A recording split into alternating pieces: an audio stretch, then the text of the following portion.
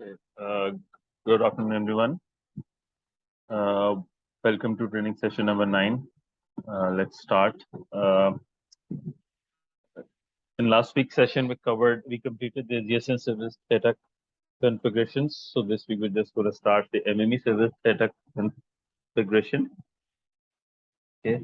On completion of this service, you'll be having an understanding of how configuration is done on S1-MME interface, S6a interface, S10, S11 interface, and how your session management and mobility management and EU turn works. As well as we will refresh the protocol stack of all these interfaces, and then the configuration and the commissioning of these interfaces will be discussed.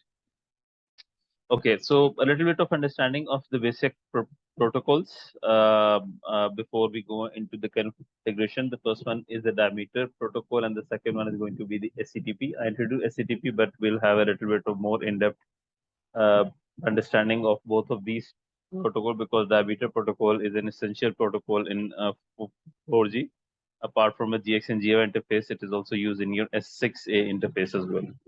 So it's an end-to-end protocol whereby the diameter protocol transfers and manages your data, user location information, subscription information, authentication information between MME and HSS. And the transport protocol that is used is SCTP protocol over an IP interface. So specifically speaking, it is not just used for charging information. It is also used for user location information as well, based on which you can easily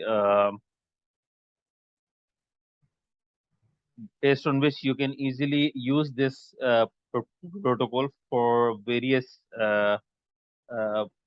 essential communication between two entities. And diameter protocol consists of a base protocol and consists of the application part as well.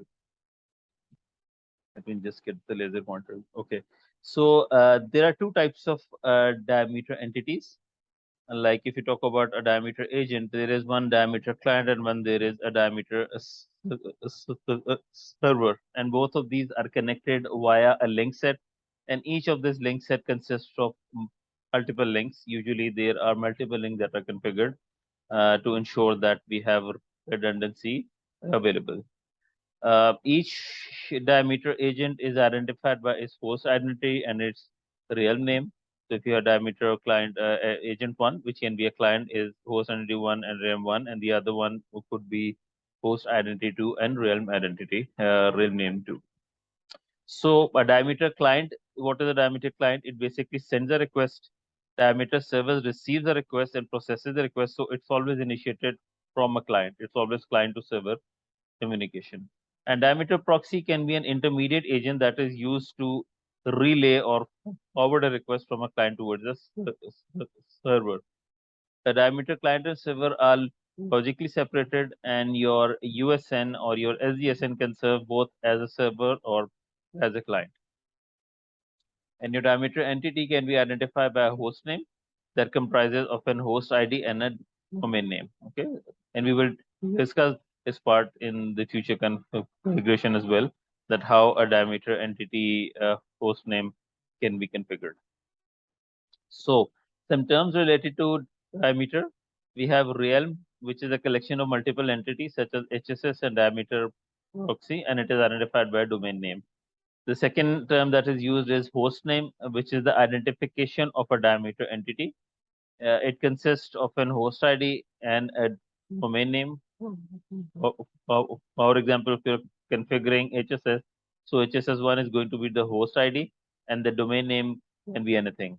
It can be .mnc, .mcc, .pprs, or it can be anything. That depends on what domain name you have configured in your network.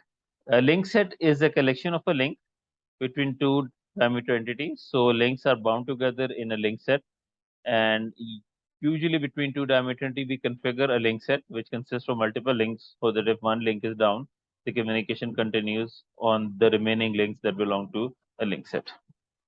And only one link set is allowed between an entity and a peer entity. So if you need to configure multiple links, you need to configure a link set. If you just need to configure a single link, it can be in the form of link. You don't need a link set.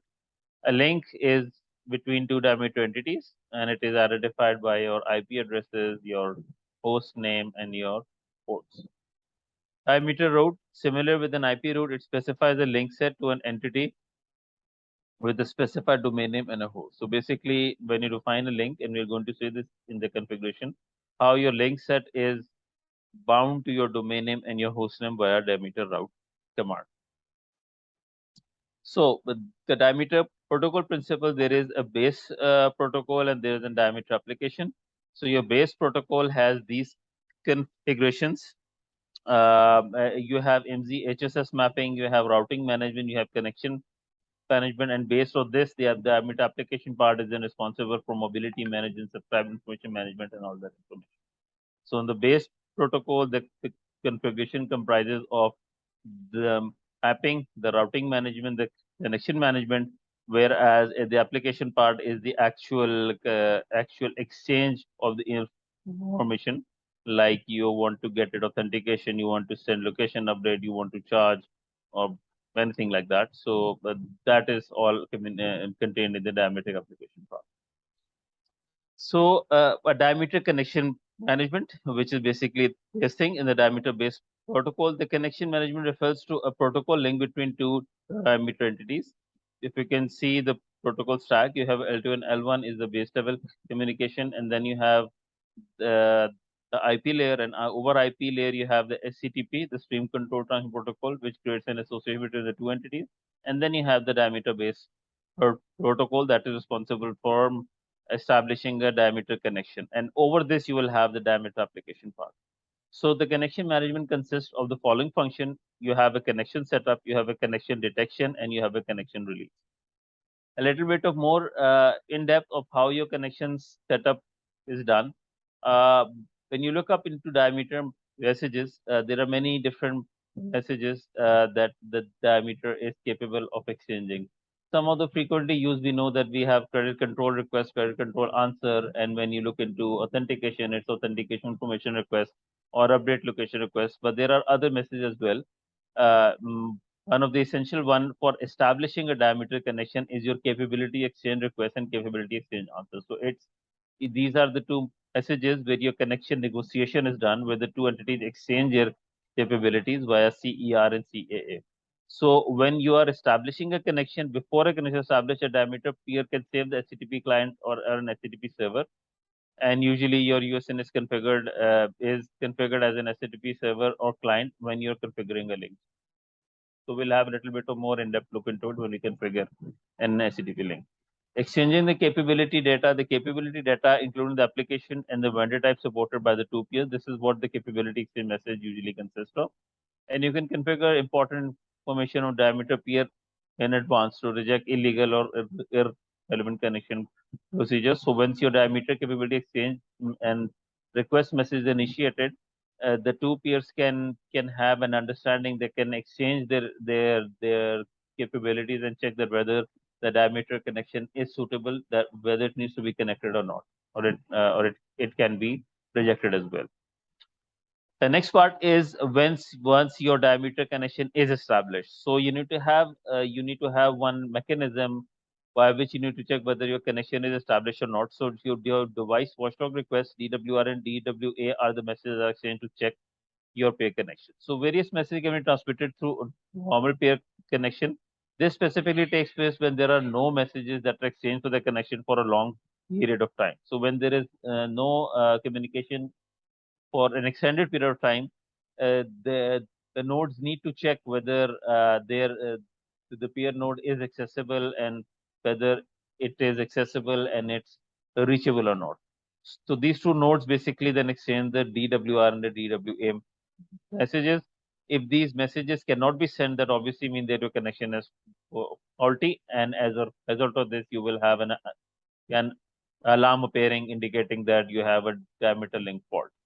And in case the messages are successfully exchanged, that means your connection is healthy and you can communicate. And as part of rectification, if your connection is not there, then you can have the option where the node can automatically try to re-establish the connection because you obviously have the configuration available. And if the connection is not established, then if you have any peer connection available, you have a standby route available, so you can switch the services to the standby connection as well in order to ensure that the two nodes are connected for healthy communication. The third message, between your connection management is your diameter connection release. This message is basically the disconnect peer request and disconnect peer answer. And the peer connectivity is basically normally release. So we're talking about where you are having a connection release that is mutually agreed, and one entity decides to have a soft connection release. In that case, it sends a disconnect peer message to the peer node. The peer node receives this, and as a result of that, it is going to send the disconnect peer answer message as well. Okay, and as a result of that, it is going to ensure that there is a soft disconnection between the two nodes. In case the connection is interrupted, it is not a mutually considered or a mutually agreed upon connection release, and that is considered as a connection fault. And if that happens and your connection gets broken up, then the system has the automatic healing mechanism by which it is going to automatically restore the connection based on the configuration that is available. So DPR and DPA is always when it is mutually agreed upon, and one peer entity wants to disconnect a connection, so it will send this. If there is a link fault, in that case, these messages are not exchanged, and the system tries to reconfigure the link again. And that is basically going to be initiated using this capability exchange request and exchange. Okay, so diameter routing management, connection management, we got a look into it. Now comes the diameter routing part. So as I mentioned, your request is initiated from a client and it is terminated to a server. So there are two options available. One is you have a direct connectivity between the client and a server. You have multiple links which are part of a link set. The other one is that you have a diameter agent, a proxy agent that is available in between the client and server. So your client communicates with the agent, and then your agent communicates with the diameter server. Specifically, you must have you heard of a node called DRA, diameter routing agent. That is usually used as a diameter agent, and it is, I mean, if you are connecting your PCRF to your IMS, it is usually via DRA. Similarly, your MME is connected to your HSS via DRA. So DRA is an agent which acts as an intermediary node between two diameter nodes. So in case you want to have a direct connectivity, which means route 1. So each diameter agent has an host ID and a realm. So this one has this one's host ID client.huawei.com, and it's huawei.com, and the other one would be this. So your route 1 is where you are having a direct connectivity. In that case, your destination host is going to be S1, server1.mobile. Your destination realm is going to be S1, which belongs to diameter server 1, and your peer entity is going to be server 1 because it's a direct connectivity. So obviously your peer entity and your destination host are the same. And then you can specify how many link set. Usually link set is 1, and one link set consists of multiple links. In case you have an indirect connectivity, which we are calling route 2, in that case, your destination is always going to be the server host ID. But your destination realm is also the realm of your diameter server 2, but your peer entity is going to be the host ID of your diameter agent or the intermediary node. So your destination host and the destination realm are going to be the same ones, but your peer entity is going to be the immediate entity that is connecting with your diameter client. And then you can specify the number of link sets and the number of links.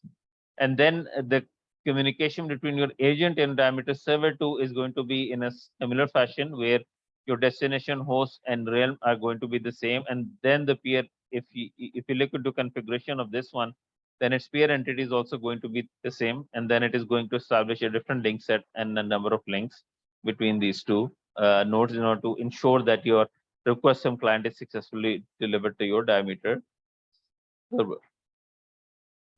Uh, the next part in your diameter-based protocol is basically mapping your MZ towards an HSS. So your UE during authentication, during attach request and authentication, the UE provides an MZ. So how does your MME identify that which SSS should be sent this authentication information? So this all starts with your MZ HSS record. You have the MZ HSS configuration available on the MME. So you have in that you have the MZ prefix. For example, if you're looking at any operator, so its MZ prefix consists of the MNC plus MCC. Then you add the peer realm name, which is going to be the realm name of your HSS, and you're going to add which diameter route group index is pointing towards that uh, destination node. This diameter route group index basically in its configuration, you mention a route index. A route index is basically the direct route between your client and your server. And in the configuration of your uh, uh, uh, route index, you basically have a diameter host route added. And that diameter host route has basically the peer entity index. And that peer entity index is basically linking with your diameter peer entity. And that diameter peer entity basically has a record of the peer host name. So by this peer host name, this IMSI request can be routed towards the specific HSS using all these collaboration of all these configuration, which we're going to see a little bit further down in the training. That's how it happens. So if you need to configure, diameter, once your diameter configuration is done, you usually have an MZ HSS table, you have a local entity table, you have peer entity table, the group table, the host route table, RAM table, link set table, a link table. So all these tables are basically available in your MME configuration once it has been established. Okay, so once all your configuration is done with regards to all of the destination diameter nodes, these are the different configuration tables which are available. And basically, when you're configuring a new node, a new HSS entity, so basically you need to do modification on each of these tables in order to ensure that your MME can successfully has a connection to your diameter peer node. Okay, and this is how your diameter protocol works. We will have a better understanding of this once we check into the into the S6a configuration. So if no record is found in your MEHSS mapping table, the MME automatically assembles a domain name. And if no diameter route group index is found, then MME automatically queries the diameter route name based on the domain name. So basically your MZ, you get your MZ is fetched in your MZ HSS table. If a route table is formed, it will route towards here. If it is not formed, then it is going to construct a diameter domain route table, and then their diameter domain routing table will basically have the diameter link set table available. And link set basically consists, a link set is basically connecting your local entity table to your peer entity table. So you define a local entity table separately, you define a peer entity tables separately, and both of these are basically linked together to find your diameter link set table. From here, you find the diameter link table, and the diameter link table you have the SCTP port, which is basically connecting the two diameter entities. Okay, this is a little bit of description of this flow. So you can read this description to have a better understanding on how it works. but it will be more clear to you once we move into the configuration, that how the actual configuration is done. So once if the configuration example is quoted here, or you can open up the configuration of your SDSN, so you can have a better understanding of how you can take your own IMSI as an example, and then you can see that how does your IMSI request reaches the HSS. Okay, the next I wanted to have a little bit of a brief revision of SCTP, because SCTP we discussed before as well, and in the common configuration as well, SCTP is heavily used. So just a little bit of a brief overview and revision of that. SCTP is a protocol of transmission layer. It's stream control transmission protocol, and based on the IP protocol, it provides high efficient and more reliable services to signaling transmission. So basically, it has two advantages. One is the reliability, and the other is security. And this is the reason why SCTP is used as a transmission layer protocol for. I mean, if you're having a connectivity between two BSCs, it is over SCTP. If it is between two diameter entities, it is usually over SCTP. If you are connecting with E node B, it is over SCTP. So it's a very essential protocol for transmission layer. So how do you define an SCTP transport address? Any host will have one IP address at one SCTP port. So a combination of your IP address and a port basically creates your SCTP port address. So if you're talking, if this host is MME, if you're talking about MME, so MME is going to have one SCTP, one IP address, and one SCTP port that will be specific for connectivity to HSS. Then we are going to configure a separate IP address and a port that is going to be the SCTP transport address for maybe connectivity with E node B. If you're treating this as an SDSN, then we'll have a third IP address and port combination that is going to be the SCTP transport address for BSC communication. Okay, so this is an example. Like you have different sets of IP addresses and different sets of IP ports, which are basically a combination of this is basically a single SCTP transport address. Now, some terminology that we use in SCTP. One is the host. A host is configured with one or more IP addresses. It is typically a physical entity. So like I mentioned, this host can be your MME or this can be your SDSN. Now, each SDSN or each MME can have multiple SCTP endpoints. Okay, this thing, and each SCTP endpoint is going to have one unique SCTP address. So an endpoint is one of the basic concepts of SCTP. An endpoint is a logical sender receiver of SCTP packet, and it is a typical logical entity. So MME can have multiple SCTP endpoints. For example, one SCTP endpoint is going to be for HSS communication. Your SCTP endpoint 2 will be for S1-MME communication. Your SCTP endpoint 3 can be for your GB communication.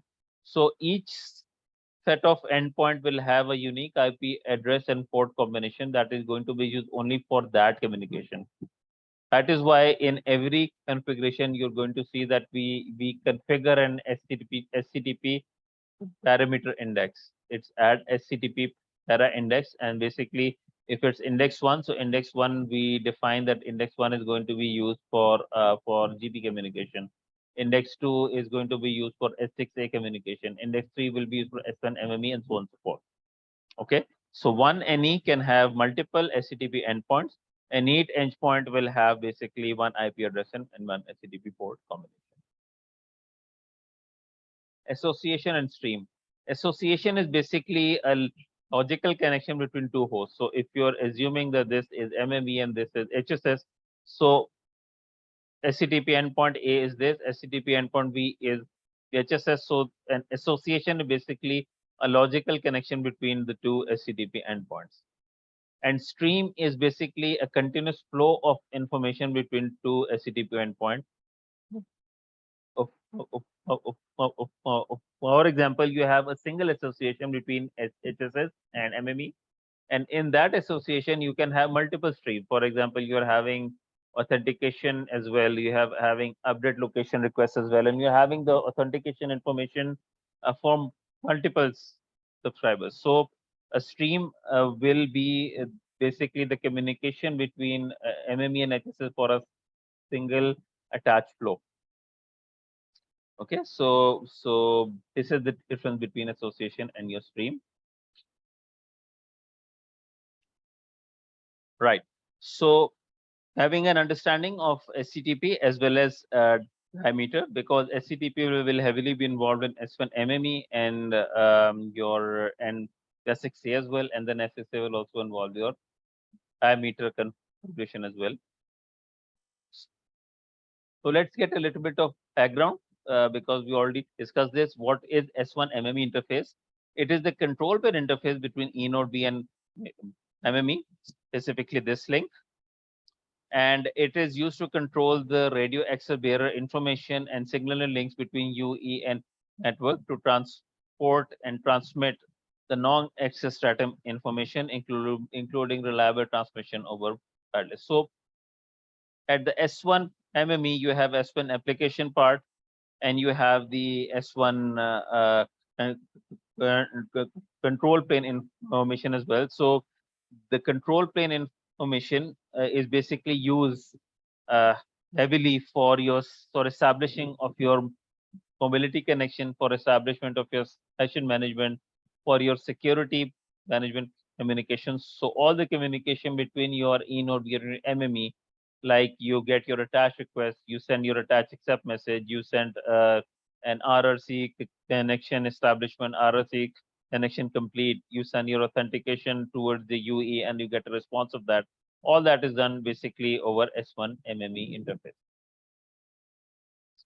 And this is the S1-MME protocol. So you have your L1 layer, L2 layer, and IP layer, and then you see that if the transmission is done via SCTP, which we already discussed, which means that E node B will be one SCTP endpoint and MME will be another SCTP endpoint. So MME will have obviously one IP and one port that is going to be used for connectivity with E node B. And then over that, you have your S1 application part, which is basically used for communication of your session management, mobility management, and your security management. Okay, so in S1 application part, what are the different types of messages that are communicated? You have S1 interface management, you have your NAS signaling transmission, you have your UE context management. You can page if you come, you have an incoming request, you can page your ERAB management, your EU-TRAN radio access bearer. If you need to, if you need to establish a default bearer, you need to establish a dedicated bearer. So all that management of the RAB is done in the S1 AP part. Then if a user is requesting handover, so its signaling processing is done. UE capability indication, if UE capability is changed, this is specifically used when we're talking about IMS, or we're talking about 5G. So your UE capability indication becomes essential in that communication. And then you have your RAN information management as well, which is done over S1 application part. Okay, a little bit of description of all of these. You can have a look into it afterwards, which gives a little bit of description of each of these. And and and the function of over S1 AP functions can be more than this. You can look up in the 3GPP documentation as well, because S1 AP has been, every communication, any sort of communication and any call flow that is between your eNode B and mobility management entity is going to be over S1 AP. So all that information is exchanged over S1 AP, and the connectivity is over SCTP interface, and the overall interface is called S1 MME interface. So if you're talking about cloud, and if you look into the S1 MME interface, so a little bit of low level design. If you look into the low level design, so you have a signaling processing unit, an SPU VM, and then you have your IPU VM, the IP. Okay, so your physical layer, your connectivity or the physical layer is basically done by the IPU.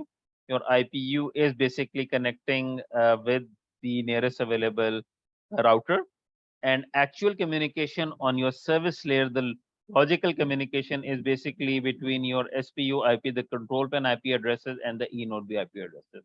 So at a physical layer, you're going to establish a connection between these two nodes, and the router will have its own connectivity. And at a logical link, we know that the MME is communicating with eNode B, so it's going to be over the SPU IP addresses, which are defined by these control plane IP addresses. Okay, so its configuration is pretty much the same. The steps are going to be the same, which we discussed in the previous configuration. You add your service IP address, which is basically your source IP addresses. Then you add your SCTP protocol parameter. If you see that SCTP para comes in every configuration, because because the node is the same, but the SCTP endpoint, like I mentioned before, is different for each set of communication. So for every communication, you have to need a separate SCTP uh, uh, parameter, and that SCTP parameter index is going to be unique for each type of your flow. And then you define your local entity, the local entity index, which is going to be basically for your specifically for your S1-MME communication. Right. So add service IP address where you'll add the service IP, you'll give the VPN instance, and you'll give the description that what software description is this. And then you're going to add your SCTP parameter where it will be specified by a specific parameter index, which will be unique for this communication. And the third one is your S1AP local entity, where this local entity index is going to be the specific index that is used for this combination of your IP and your port. So you mentioned the IP type, you mentioned the local IP address and the local port. So this local IP and local port is something that is going to be your source IP address, which is then going to be communicating with your destination IP address, and it is bound to your SCTP parameter index, the same SCTP parameter which is defined over here. And then you also mention that over which VRF or which VPN interface is your communication going to take place.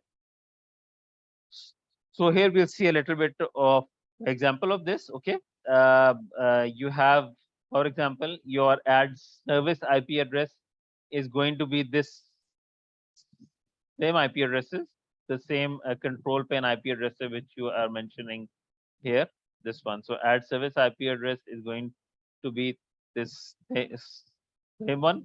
The thing that I wanted to specify here is this one. So you add an SCTP para, and if parameter index 1 is not being used, so you mention parameter index 1. Then you mention that what is the name of this parameter. This can be any name which you can mention for your understanding. It is very simple that you're mentioning it's S1AP and for S1AP interface. The other parameters are usually default parameters, and but if you have some specific requirement, like you need to mention specific MTU size, you need to mention some if you're using IPv6, so you need to mention the uh, the IPv6 MTU size, so you can mention that. Otherwise, you're going to take the default uh, values. The thing that are unique is your SCTP protocol index and the SCTP protocol name, which we have mentioned here. And for local entity, S1AP local entity, so you're mentioning the local entity index, which will be this index is going to recognize all the configuration in this.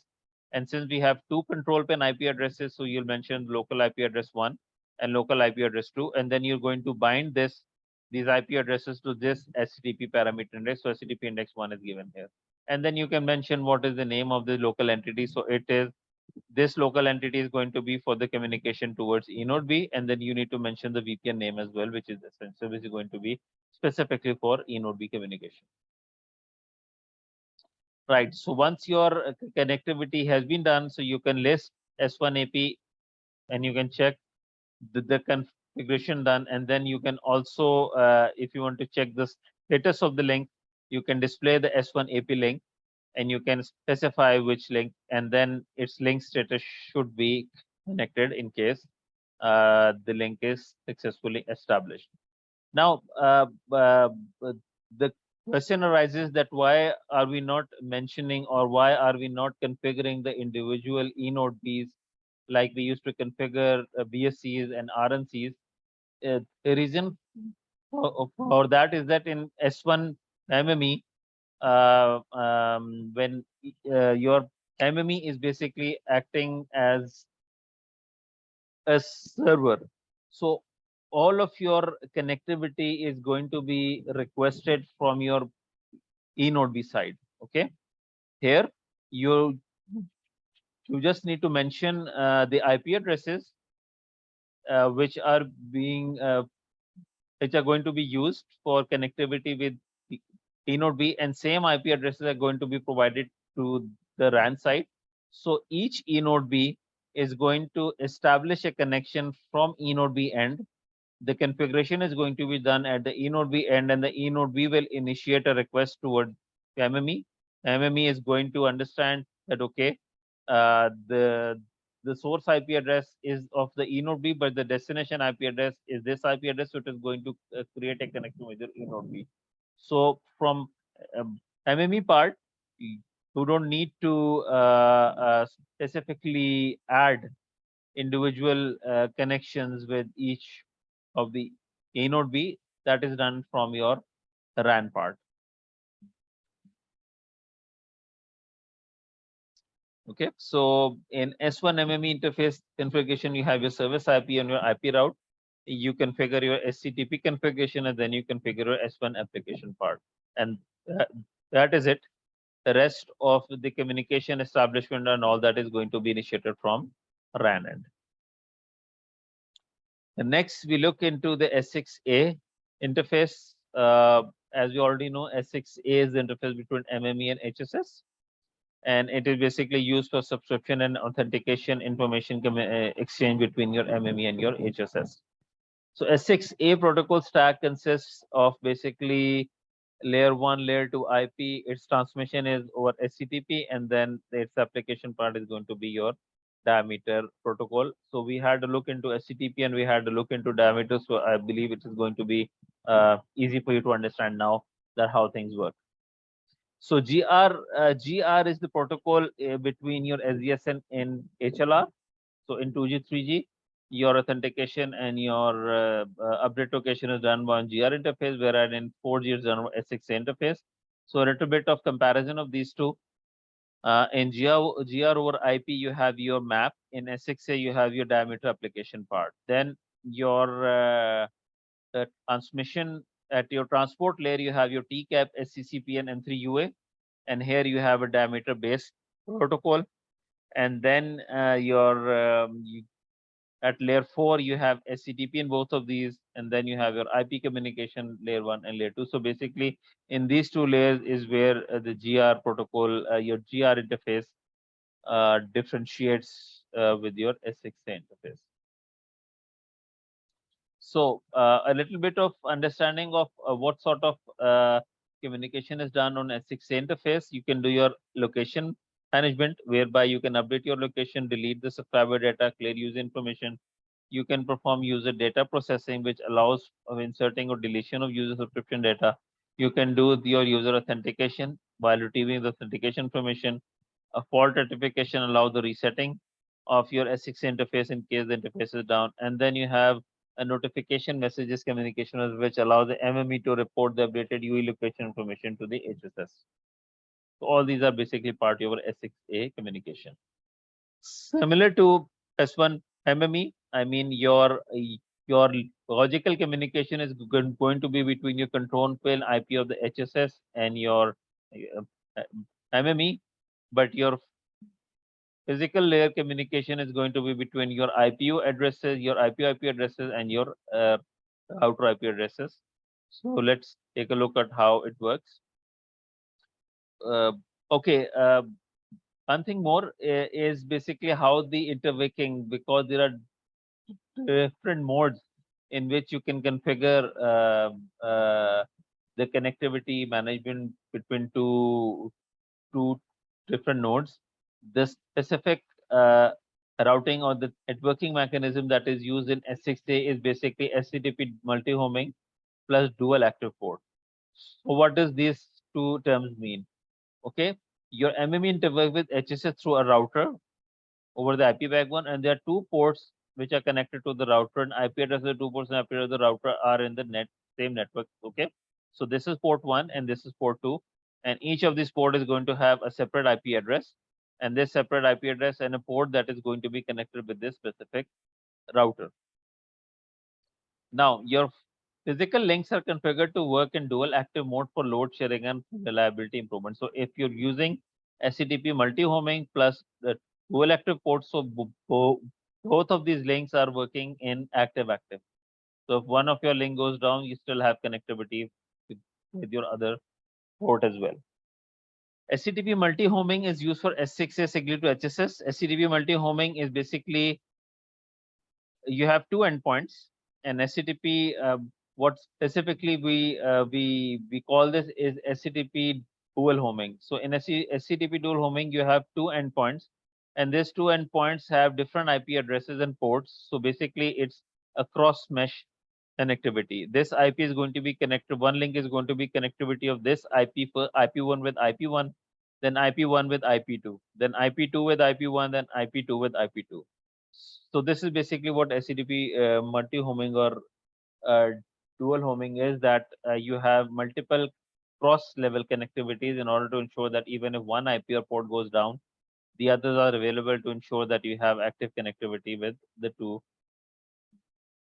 NEs. The HSS IP address of a two different network segment, which reduces the configuration of static routes. So if the IP belongs to a different segment, you do not need to add a static route for this configuration. This is an example of how you're going to get the information from your planning team or from your commissioning team, that okay, if you need to establish a new link between your MME and HSS, so you'll get your VPN instance name, you're going to get your interface name, your IP address, your subnet mask, the next hop address, the routing mask, then you'll have the BFD information, then you'll have the SCTP parameter information as well. Next come your diameter link information. Hereby you'll get the local IP addresses, the peer IP addresses, and the VPN name. And then you'll have the IMSI HSS mapping table as well, whereby how you're going to map your IMSI prefix to a specific real name. Right. So scenarios for queuing the routes to an HSS, like if you have uh, an IMSI available and you need to find that which HSS is basically serving this IMSI. So what are the different scenarios where you're going to query the routes? MME queries the diameter route and learns the HSS host name based on the initial message of a UE. Then MME sends the subsequent message to reach the same HSS. So based on your first communication, you get an attached request. The MME is going to go through a series of procedure where it's going to identify the which HSS is. And then in your context, you will find that it has the HSS name saved in your context. So whenever there is a further communication, it is always going to use that HSS to have the communication or to update any information in the HSS or retrieve any updated information from the HSS. Now, in case your diameter link is faulty, the MME clears the learned HSS host name and queries another diameter route and selects a normal HSS. Okay, if HSS is down, so MME is going to do the same sequence of procedures and is going to identify another HSS that is able to provide the authentication and the other information pertaining to a specific IMSI.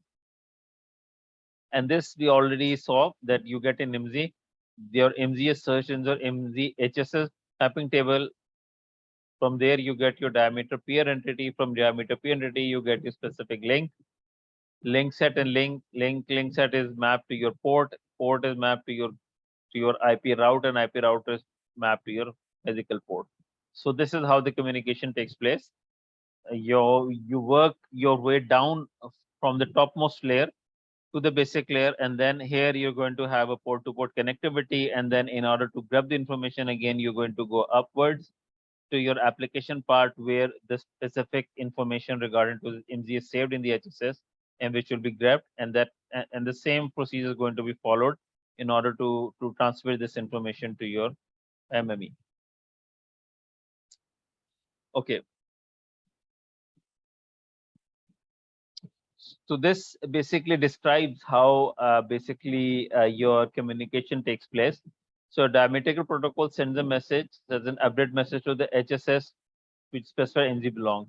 Based on the mapping between IMSI and HSS in the HSS table, MME uses the HSS host name, such as this hss.hawaii.com and the peer host ID in the diameter message.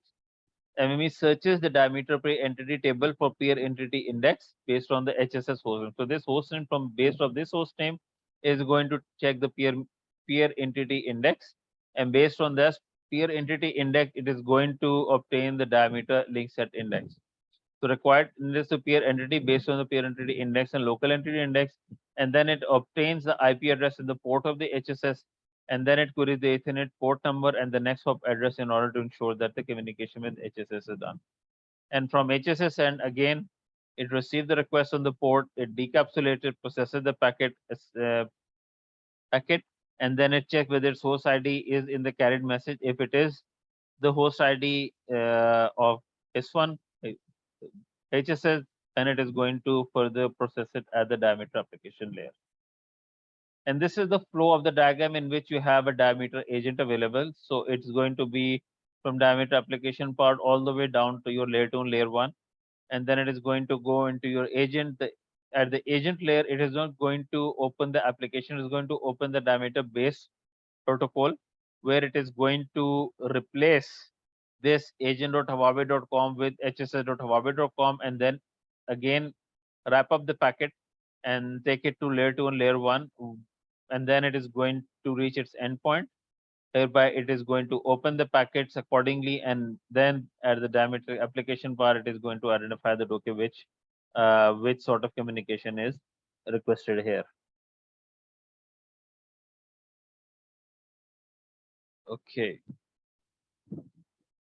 and this is a description of all this, so you guys can read this after I share the remaining slides. So this is a deep explanation of how these things work, but you'll have a better understanding of this once we look into the configuration, how the configuration is done.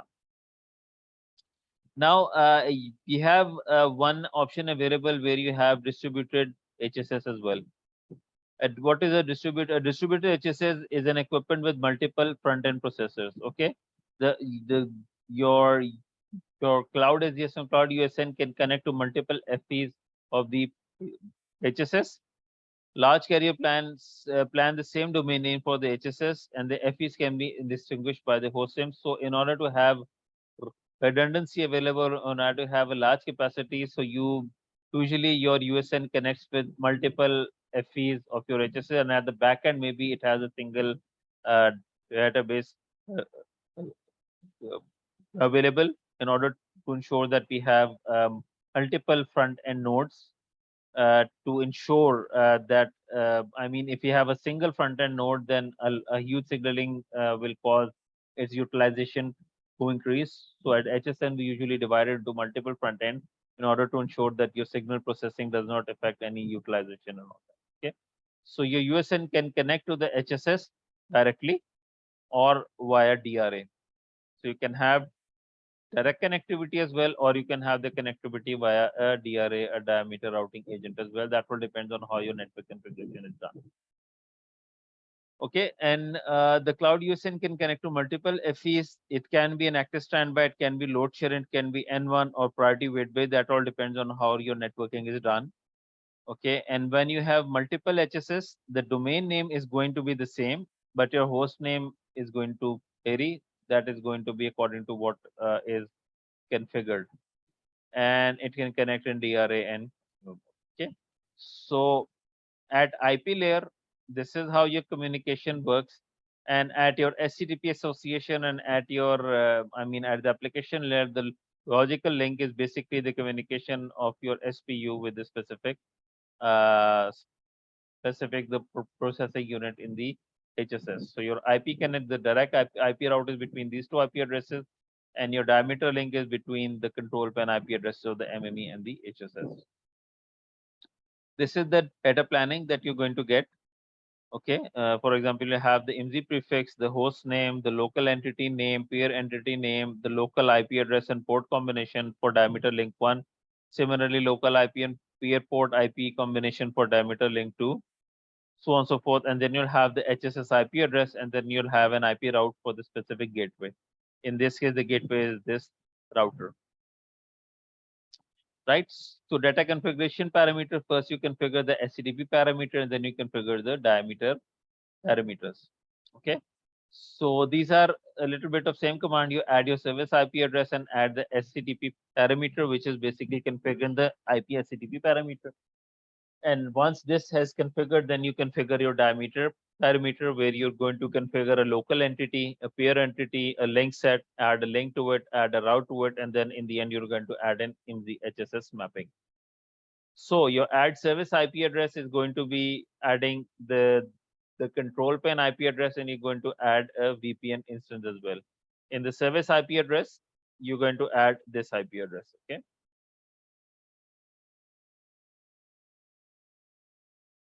Right. The SCTP parameter, like I mentioned, that SCTP parameter we have to define separately for each interface. For S, if you remember, for S1-MME, we also added this command. So here, the SCTP parameter index, I mean, if you're using the parameter index one for S1-MME, then you can modify this to be S1 to parameter index can be 2. And you're going to mention that, okay, this parameter is going to be used for S6a communication. Next, you're going to add your local entity. Let me just move it a little bit so that it's better to understand. Take it a little bit further up. Okay, so I think this will be a little bit better to understand. So the next is to add the diameter local entity. So you need to define this diameter local entity means the configuration pertaining to MME. So you're going to add a diameter local entity. This index 0 is going to identify this configuration. The local host name you have mme.huawei.com. The local host name, the local realm name is going to be the realm that is defined. And then you can specify that which local entity is this. So this is MME, and this is for diameter local and entities. So these both are configurable names which you can add accordingly for to recognize at which local entity indexes this and what does it configure to for. Next, you need to configure this diameter peer entity. So you mention a peer entity index, you mention its host ID, and then you mention its real name. Its real name is not added. You just mention is its host name, its host ID, because the real name is the same. So your diameter peer index is going to be mapped to your diameter local index. Next, you add a link set between these two nodes. So you're adding a link set via link set index 1. And then your local index is going to be 1. Your peer index is going to be 1. And then you're going to mention that how it's going to work is going to work in load. The links that are added are going to work in load balancing. Okay. This local index is this one, which is configured here. And this peer index is this one. So basically, it is now adding this local entity with this peer entity via this diameter link set. And then you add a diameter link. Diameter links can be multiple. Okay, so you have a source IP address and destination IP address, and then you have your ports available, which are used for communication over diameter. So using add diameter link command, you're going to mention that, okay, this is link ID 1. Then you're going to mention the source IP address, the local port, the peer IP address, and the peer port. And then you're going to bind it to your link set, your link set index, and you're going to bind it to your SCTP index. And you're going to mention the name, whatever the link name that can be link 1 between HSS and MME or any other thing. And similarly, if you have multiple IP port combination available, so you can add it and another link ID with a different IP address and port combination on local side and peer side, but it's going to be bound to the same link set index and the same SCTP index. Next is to add a route. So you'll add a diameter host route. This is a unique route index, and you're going to mention that it is a route towards your peer index. So your peer index, which has been defined, uh, uh, earlier here, this peer index, you're going to map this peer index to this route to ensure that, okay, this is the route towards this peer entity. And you can mention the name of the route that this is a direct route to your HSS. And then you can add a diameter route group. A diameter route group can be added if you need to add multiple diameter routes between two nodes. Okay, so you add a diameter route group and you add that route index to it. So if you're adding, this is route index 1, and if you have multiple diameter host routes, so you can all map them up into one diameter group. So it will, group ID is going to be the same, the route index is going to change, and then you can add together all these routes into a diameter route group.